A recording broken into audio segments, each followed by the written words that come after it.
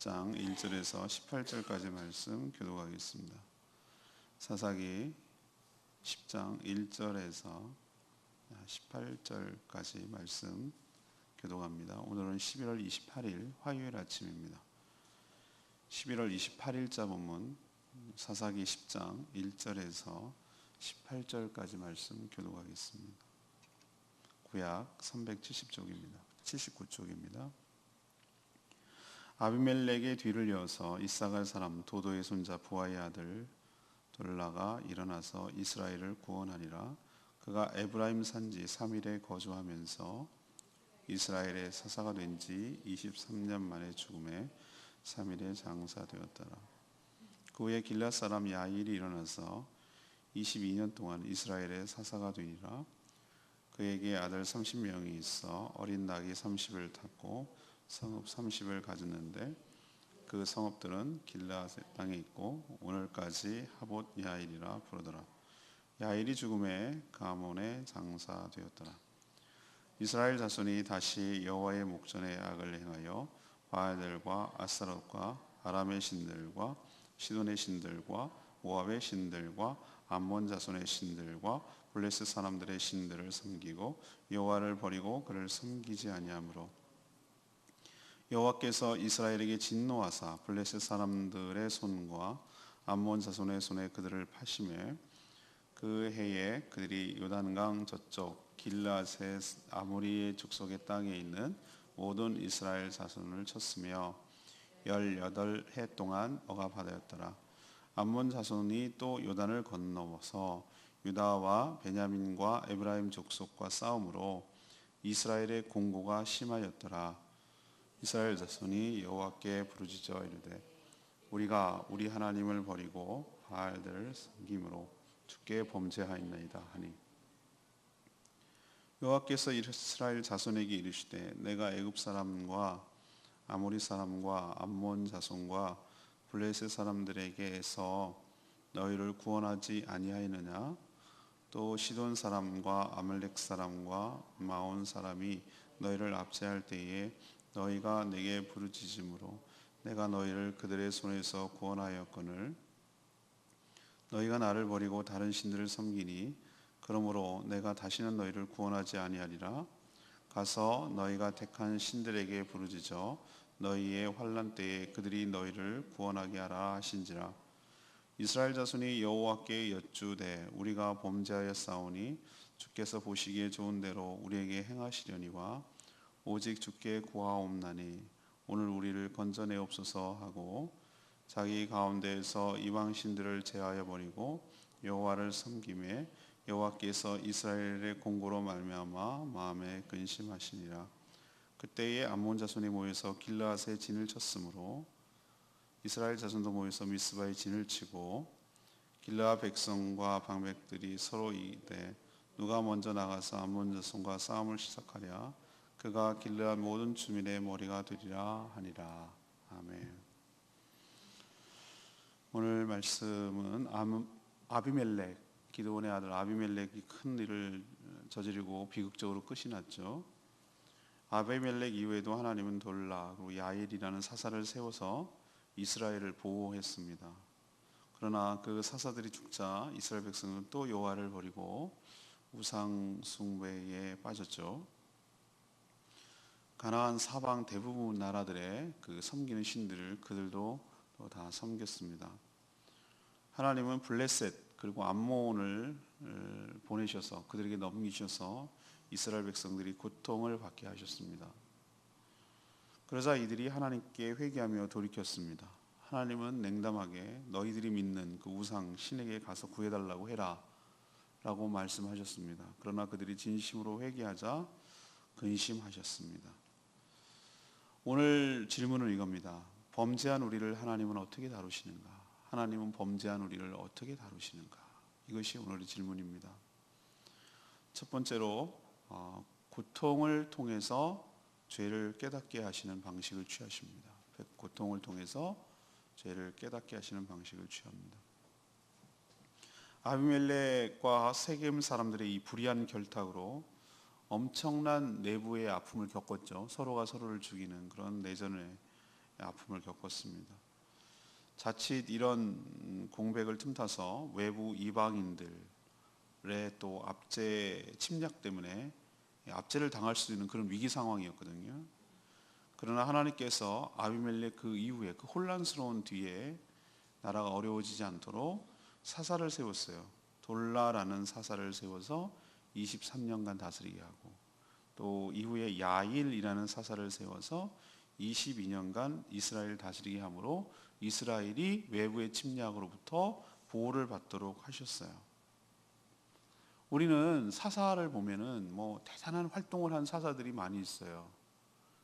여러분 그렇죠? 뭐 기드온도 뭐 나름대로 큰 여러 가지 일을 했고, 여러분이 이제 좀 있으면 나오게 될 삼손이라는 사사는 얼마나 많은 스토리가 있습니까? 그런데 오늘 여러분과 함께 읽은 10장 1절에서 5절까지 나오는 뭐 둘리가 아니고 돌라, 그리고 야일, 뭐 이런 사사를 보면 한 게 없어요. 그냥 3년간 다스렸고 22년 뭐 나귀 타고 다녔고 뭐 이런 얘기만 해나오는 거예요. 그래서 뭐 한 게 없구나 이렇게 생각할지 모르지만, 특별한 공로가 없을지 모르지만, 그들이 존재함으로 인해서 이스라엘 백성들이 외부의 침략을 받지 않았다는 거, 여러분 얼마나 큰 일이라고 할 수가 있겠습니까? 이게 저는 하나님의 은혜라고 생각을 하는 것이죠. 우리 조선시대 역대 왕들 중에 뭐 굉장한 업적을, 세종 같은 킹 세종 같은 분도 있어요. 그리고 영조 정조 때 참 많은 일도 있었지만 큰 업적을 한 왕도 있어요. 그런데 그냥 왕으로 지냈던 왕도 많이 있어요. 그리고 또 고난을 당한 왕도 있고요. 뭐 인조 보십시오. 뭐 얼마나 쫓겨다니고 난리 났습니까? 선조 보십시오. 임진왜란 할 때 비겁하게 막 도망가는 거 보세요. 그런 왕도 있지만 그냥 평범한 왕도 있단 말이에요. 대통령도 뭐 굉장한 업적을 뭐 남기는 사람 있습니까? 상대적으로 노태우 대통령은 좀 약간 좀 그렇잖아요. 뭐 별 존재감도 없고 뭐 그렇지 않습니까? 뭐 그렇단 말이에요. 그런데 그런 사람들이 있었기 때문에 역사가 연속할 수 있었고, 그 치안이 유지될 수 있었고, 그렇다는 거죠. 그 사람도 징검다리 역할을 해주는 것이고 필요했던 것이죠. 근데 저는 그들을 사사로 세운 하나님을 주목해야 되는 것이죠. 하나님께서 그를 통해서 이스라엘 백성들을 보호하셨구나라는 것을 우리는 알 수 있는 것이죠. 근데 문제는 이 사사들이 죽자 이스라엘 백성들이 또 타락하고 변질되는 거예요. 끈질겨요, 이 죄의 뿌리라는 것이. 이들은 하나님을 버리고 바알과 아스타롯을 섬겼는데, 기가 막힌 거는 가면 갈수록 더 심한 거예요. 전에는 바알과 아스타롯 요게 혹 해가지고 빠지더니만 오늘 보세요. 오늘은 어디까지 섬기는 줄 아세요? 와, 막 점점 퍼지는 거예요. 6절 보세요. 바알과 아스타롯 요것만 섬기는 게 아니에요. 아람의 신들, 시돈의 신들, 모압의 신들, 암몬 자손의 신들, 블레셋 사람들의 신들, 엄마, 온통 사방에 있는 주변 나라의 신을 다 섬기는 거예요. 다 섬기는 거예요. 그들 족속들마다 다 섬기는 신이 있었거든요. 이제는 뭐 5만 가지 신을 다, 잡신을 다 섬기는 거예요. 뭐 하나 걸려라 이거죠. 미신을 섬기는 사람들 특징이 뭔지 아십니까? 뭐 그 사람들이 신심이 뚜렷한 줄 아십니까? 아니에요. 뭐 하나 걸리라 이거예요. 용하다면 다 점집 찾아가고 그런 거예요. 하나님이 진노하셨어요. 7절에 보세요. 진노하셨어요. 그래서 어떻게 하셨습니까? 블레셋과 암몬에 파셨다는 표현을 써요. 파셨다. 넘겨버리셨다. 그래서 18년인가요? 엄청난 고통을 받게 하셨어요. 그들이 공고하게 만드셨어요. 그러자 그들이 어떻게 나옵니까? 10절에 부르짖어 기도하기 시작했어요. 우리도 이런 패턴을 많이 따르지 않습니까? 우리도 정말로 아무 일 없을 때, 그러면 얼마나 하나님께 다가서고 부르짖고 기도하면 얼마나 좋겠어요. 근데 우리 인생이라는 게 참 그래요. 참 편안하고 아무 일 없으면 기도 안 한다니까요. 간절해지지가 않는다니까요. 뭔가 어려움이 있고 정말 내가 해결해야 될 난제가 있고, 그게 기도 제목이 있다는 것이 저는 어떤 면에서는 우리를 향한 하나님의 축복인 줄로 압니다. 축복이에요. 하나님께 붙어 있고 하나님을 의지하게 하고 하나님께 매달리게 하는, 그게 도구가 되는 것이에요. 우리가 아무 일도 없고 승승장구하고 잘 풀리고 착착착착 잘 되면 우리가 행복할 거 아니에요. 우리는 본질상 타락한 존재이기 때문에 만약에 그런 상황이 발생한다면 우리는 얼마든지 더 심한 우상이라고 그러면 어디 비나이다 할 줄 아세요? 우리들의 신앙은, 우리들의 우상은 그런 식으로 다가오지 않아요. 돈으로 다가오고 그 외모로 다가오고 즐기고 쾌락을 누리고 우쭐거리고 뭐 이런 쪽으로 쫙 퍼져나가요. 우리 그럴 속성, 우리도 기회만 주어지면은 안 돼서 그렇지, 여건이 안 돼서 그렇지, 얼마든지 그럴 수 있는 소지가 있는 거예요. 특히 하나님께 정말로 나에게 왜 이런 일이 생겼을까, 왜 이렇게 어려움을 있을까라고 생각하는 것, 그래서 부르짖게 하는 것, 그것은 나를 돌아보게 하는 하나님의 도구일 수 있다는 거예요. 이들이 보세요. 탁 사사가 죽고 나니까 얼마나 많은 온갖 우상을 섬겼습니까? 만약에 하나님께서 블레셋과 암몬에게 넘기지 않았다면 이들이 부르짖었을까요? 전 그렇게 생각 안 합니다. 더 많은 죄를 졌겠죠. 오히려 우리를 향한 하나님의 징계, 우리를 고통을 느껴야, 고통은 하나님의 메가폰이라고 얘기하잖아요. 하도 좋은 말 하니까 안 들으니까. 우리도 어른들 자녀들한테 가끔 그러잖아요. 좋은 말 할 때 해라 이러잖아요. 그 얘기는 뭐예요? 큰 소리 나지 않게 해라, 이 얘기는 뭐예요? 분위기 좋을 때 빨리빨리 알아들어라. 분위기 험악해져가지고 막 큰 소리 나고 야단치고 매들고 이런 꼴을 하면 너도 나도 안 좋다 이거죠. 하나님 그러시는 건데, 그래도 말을 안 들으니까 큰 소리 나게 되고 매를 들게 되고 이렇게 되잖아요. 그래야 잘못했다는 소리가 나오니까, 그래야 고치니까, 그래야 얘가 유익하니까. 범죄한 우리를 다루시는 첫 번째 방법, 고통을 통해서 자신을 돌아보게 만들고 그 죄를 깨닫게 만드는, 이것이 하나님의 방식 중에 하나예요. 항상 이렇게 하는 건 아니시지만. 두 번째, 진정한 회개인지 시험하시는 거예요. 진정한 회개인지 시험하셔요. 이스라엘 백성들이 자신들이 여호와를 버리고 바알을 섬기는 죄를 저질렀다고 막 부르짖었을 때, 보통 때 같으면 어떻게 합니까? 하나님은 사사를 보내시겠죠? 그렇죠? 항상 그런 패턴을 많이 해왔잖아요. 이 사사기 사이클이라고까지 말씀드리는데, 보내서 구해주지만 이번에는 오히려 달라요. 하나님의 반응이 좀 다르단 말이죠. 오히려 하나님은 회개하는 이들을 좀 조롱하는 듯한 말씀을 하시고 냉정하게 대해요. 그 얘기가 어디 나오죠? 11절부터 13절까지 나와요. 11절에 뭐라고 그래요? 여호와께 이스라엘 자손에게 이르되 내가 애굽 사람과 아모리 사람과 암몬 사람과 블레셋 사람에게서 너희 구원하지 않았느냐? 또 시돈 사람과 아멜렉 사람과 마흔 사람 너희를 압제할 때 내가 너희에게 부르짖을 때 내가 그들의 손에서 너를 구원하였거늘. 13절 너희가 나를 버리고 다른 신들을 섬기니 그러므로 내가 다시는 너희를 구원하지 아니하리라. 하나님 이게 아닌데 왜 이러시지? 안 하시겠대. 구원 안 하시겠대요. 다시는 구원하지 아니하시리라. 그러면서 14절에 아픈 얘기를 콕 집어서 얘기하죠. 14절에 가서 너희가 택한 신들에게 부르짖어 너희의 환난 때에 그들이 너희를 구원하게 하라. 이게 뭐죠? 니네들이 섬기는 우상 거기 찾아가라. 가가지고 이 환난을 구해달라고 얘기해라. 하나님도 빈정상하셨어요. 이런 표현이 좀 모호하긴 하지만 이게 좀 속상하셨어요.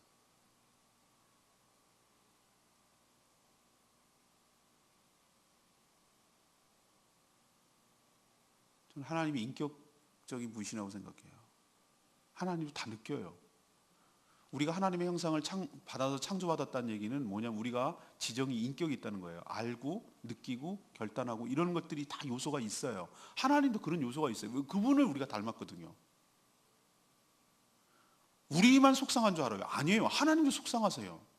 우리 그걸 좀 알아야 돼요. 하나님도 몹시 속이 상하세요. 화가 나셔요. 우리 자식들이 속썩이면 부모가 안 부모니까 무조건 그게 아니잖아요. 부모도 속상하잖아요. 그런 것처럼 우리가 잘못하고 그러면 하나님도 속상하세요. 이걸 표현하는 거예요. 이런 식으로 하나님께서 그 마음을 이렇게 표현하시는 거예요. 얼마나 속이 상하셨으면 이렇게 말하겠어요. 당황스럽죠. 평소 인자와 자비가 풍성하신 하나님 같지 않고 이렇게 나오시니까 막 당황하는 거예요. 근데 왜 하나님 이렇게 말씀하셨을까요? 여러분 하나님 왜 이렇게 말씀하셨을 것 같아요? 이제 정말로 정 떨어져가지고 이제는 다시 쳐다봐라 구원해 주나 봐라 이렇게 하셨을 거 이런 마음으로 하셨을까요? 저는 그렇게 생각하지 않아요. 얘네들이 이렇게 말했는데 정말로 회개하고 있는지 진정성을 알고 싶은 거예요. 이렇게 말하면은 알았어요. 그런 식으로 나오시겠다 이거죠.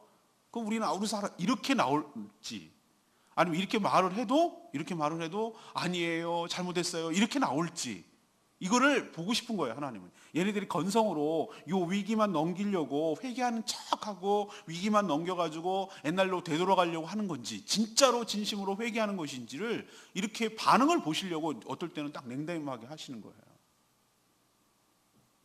그런 의도를 알아채고 우리는 하나님 옆에 나갈 때 넘어가려는 요량으로, 하나님 그럴 속지도 않거니와 그런 위기만 넘기려는 요량으로 그런 식으로 접근하면 진정성이 없어서 안 돼요. 우리도 아이들을 야단칠 때 보면은 이런 애들이 있어요. 막 뭐라 그러면은 이렇게 나오는 애들. 잘못했어요. 무조건 잘못했어요. 무조건 잘못했어요. 그건 잘못한 거 아닙니다, 여러분. 거기에 속아 넘어가면 안 돼요. 그거는 무조건 잘못했다는 얘기는 아무것도 잘못 안 했다는 뜻이에요. 그거는 회개하는 태도가 아니에요. 물론 도망가는 거는 회개하는 물론 태도가 아니고, 우는 애들이 있어요. 우는 애들. 특히 여자애들이 제가 많이 속았거든요, 옛날에.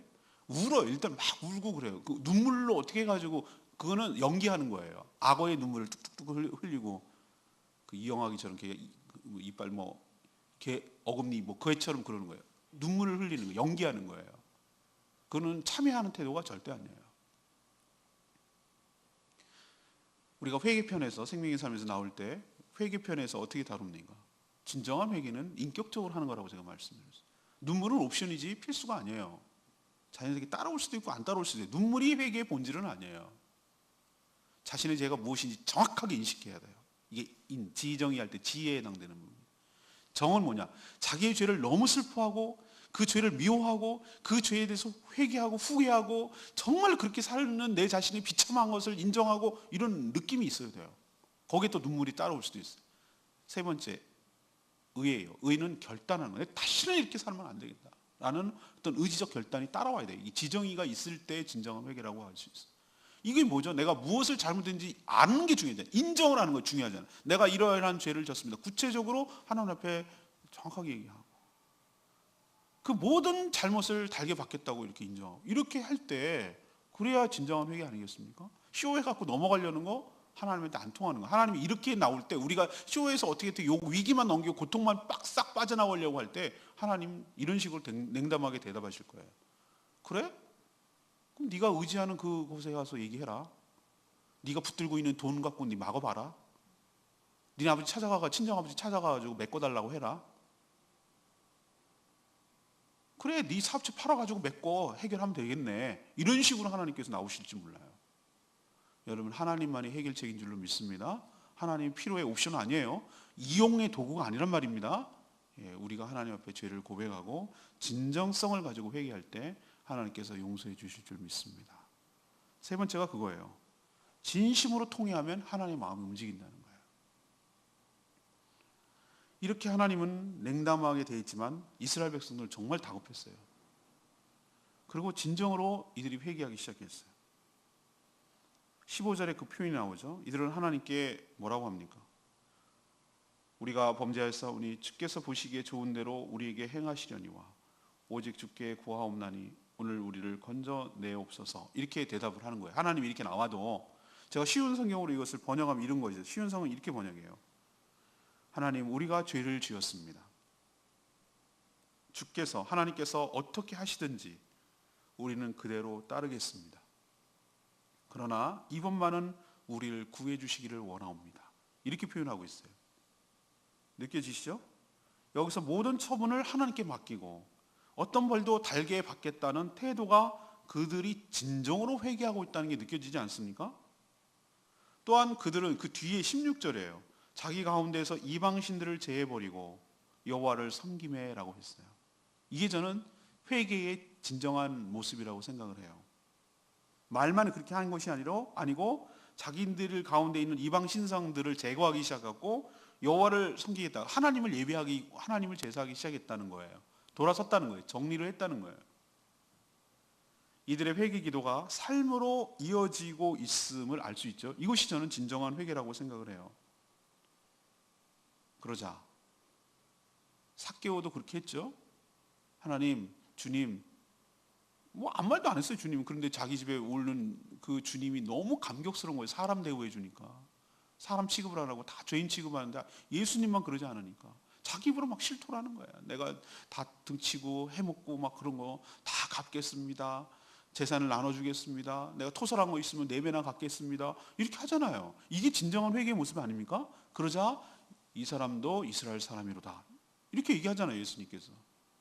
구원을 받았다는 거거든요. 이 사람도 진짜 구원의 반열에 들어온 사람이다, 그 얘기거든요. 우리도 회개 기도뿐만 아니라 그 회개 기도에 이은 삶의 변화와 고침이 있을 때 진정한 회개일 줄로 믿습니다.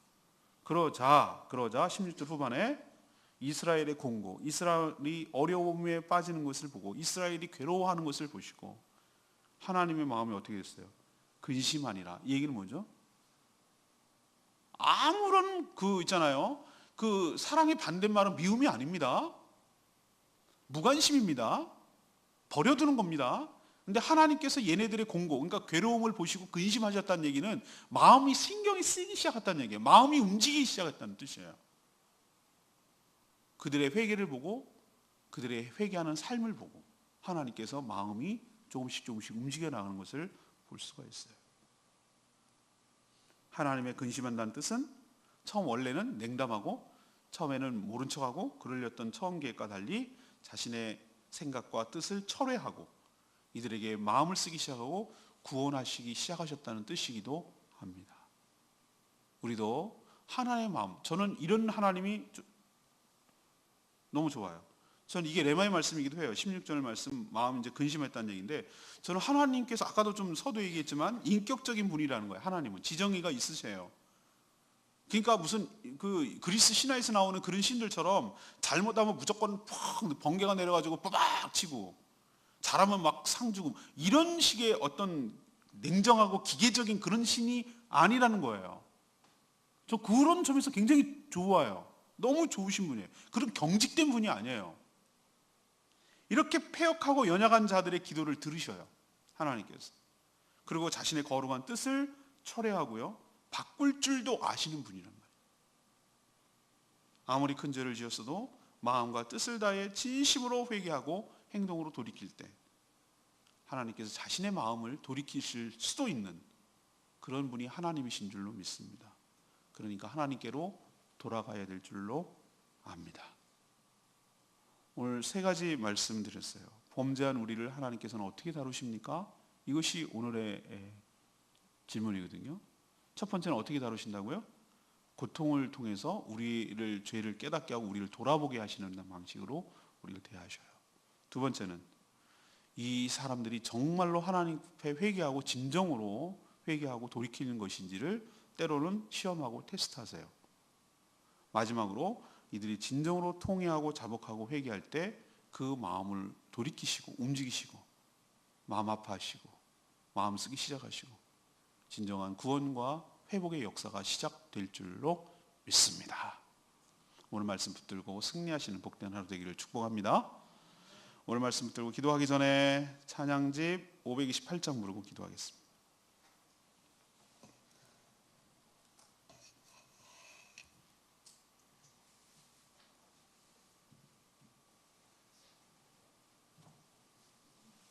찬양집 528장, 주님과 함께하는 이 고요한 시간, 주님의 보좌 앞에서 나의 마음을 쏟습니다. 나의 모든 것을 아시는 주님께 감출 것이 없습니다.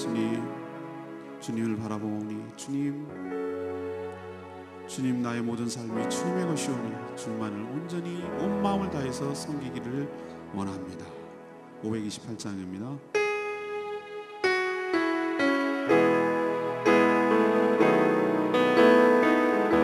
주님과 함께하는 이 고요한 시간, 주님과 함께하는 이 고요한 시간, 주님의 보좌 앞에 내 마음을 쏟네.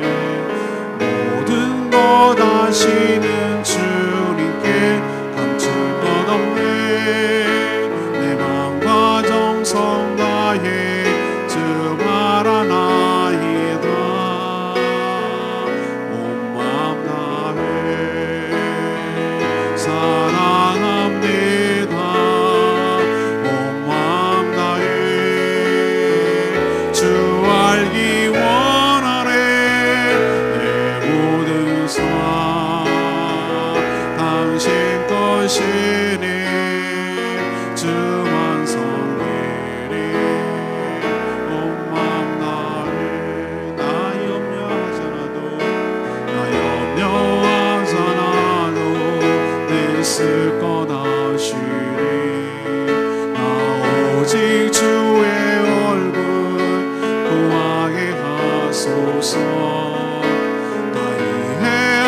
없을 때라도 감사하며 날마다 순종하며 주 따르오리다. 온 마음 다해 사랑합니다. 온 마음 다해 주 알기 원하네. 내 모든 삶 당신 것이네. 주만 섬기리 온 마음 다해.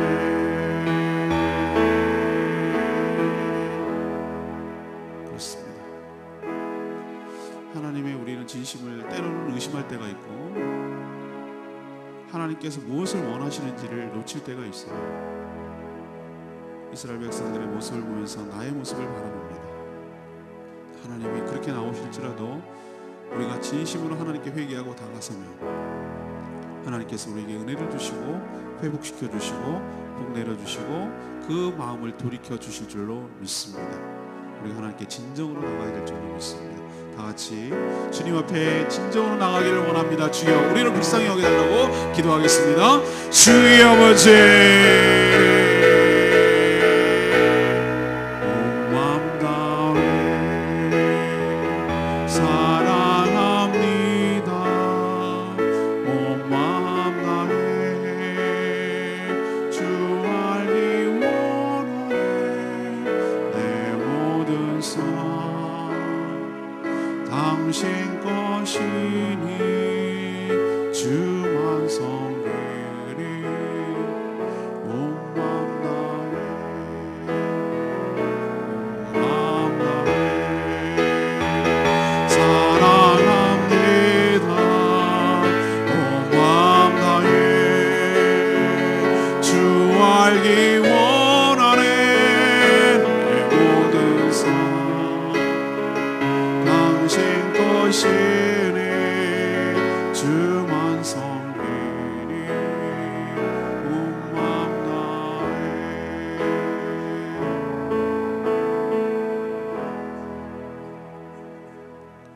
하나님, 이스라엘 백성들 보면서 꼭 우리의 모습을 보는 것 같습니다. 우리도 그들과 다를 바가 없는 자들입니다. 별일 없이 일상이 유지되고 있는 것 그 자체도 하나님의 큰 은혜인데 그 은혜를 은혜로 모르고 틈만 나면 배신하고 돌아섭니다. 고통을 당해도 거짓으로 회개하고 이 고통만 넘기려고 그렇게 하나님 앞에 거짓으로 나가섭니다. 하나님을 시험해도 여러 번 합니다.